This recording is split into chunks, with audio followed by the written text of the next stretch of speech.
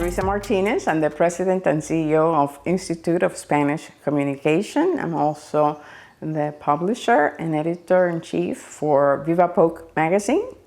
And I am a proud member of the Polk State College District Board of Trustees. I was born in Cuba, in a quaint little town called Esperanza, right in the center of Cuba next to Santa Clara.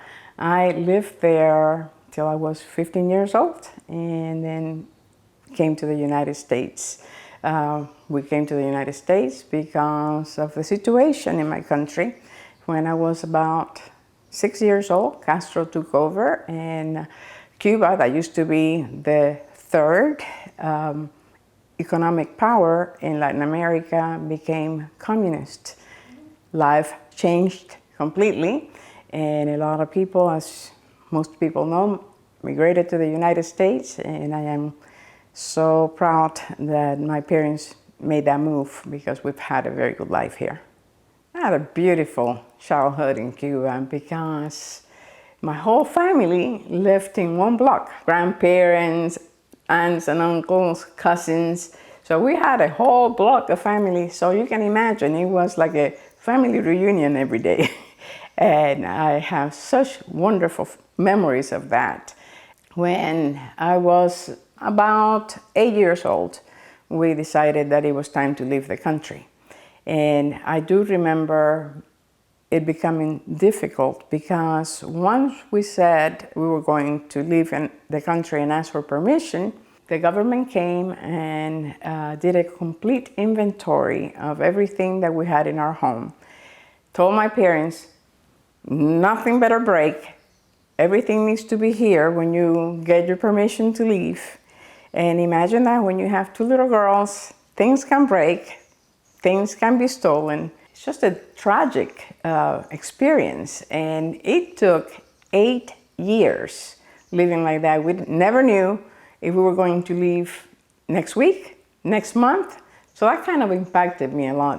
To this day, I don't plan too much for the future because I don't know what tomorrow brings. It's true, you never know what tomorrow brings, but sometimes it is just real for some of us that went through that experience.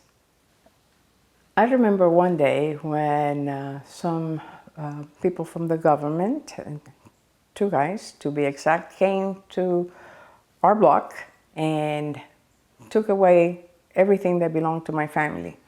My uncle had a grocery store. In that morning, they put a paper on the door. And when he went over there, and I happened to go with him and my cousin, we went to the door to open the store. There were guys with machine guns. And they said, this has been taken over by the people, meaning the government, Castro. And my uncle said, oh, what are you talking about? I need to go in there. I have things that belong, they're private things of mine. They said, if you open that door, we will shoot you right here. And then they went over to my father's medical practice and they did the same thing. They took it and he was never to go back in there. My aunt had a beauty salon. That was taken the same day. So in one day, we, the same as everyone in Cuba who owned any private property, including rental homes, if you had beach houses, if you had cattle, if you had anything that was considered a business, it no longer belonged to you. First, they took away everything that was industry that didn't belong to the country, things from the United States. Then they went to small businesses, and it was really a terrible day in my life to see my parents, my mother crying. My father, he said, not to worry. They didn't take away my God. So I have everything I need. I arrived in the United States March 5th, 1970. I will never forget that day. We came in a plane that was almost falling apart. And arriving here was really scary because I didn't know anybody here. We didn't know the language. And we came with what we had on and a change of clothes. We were very fortunate because we had an uncle here who lived with his family in a 3-bedroom, 1-bath home, and we went to live with them. So you can imagine, 4 children, 4 adults living in a house with 1 bathroom that I thought I owned.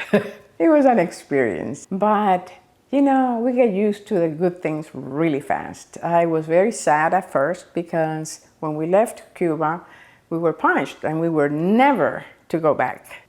So I had said goodbye to both grandmothers, my aunts, my uncles, and above all, my cousins they were my friends. I had grown up with them, so I was never going to see them again. I was very, very sad about that.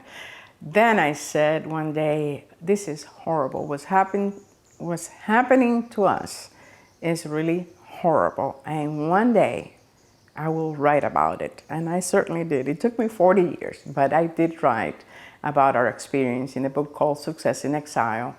It's just unbelievable that something like that is happening 90 miles away from the coast of the United States, and it's still happening to this day.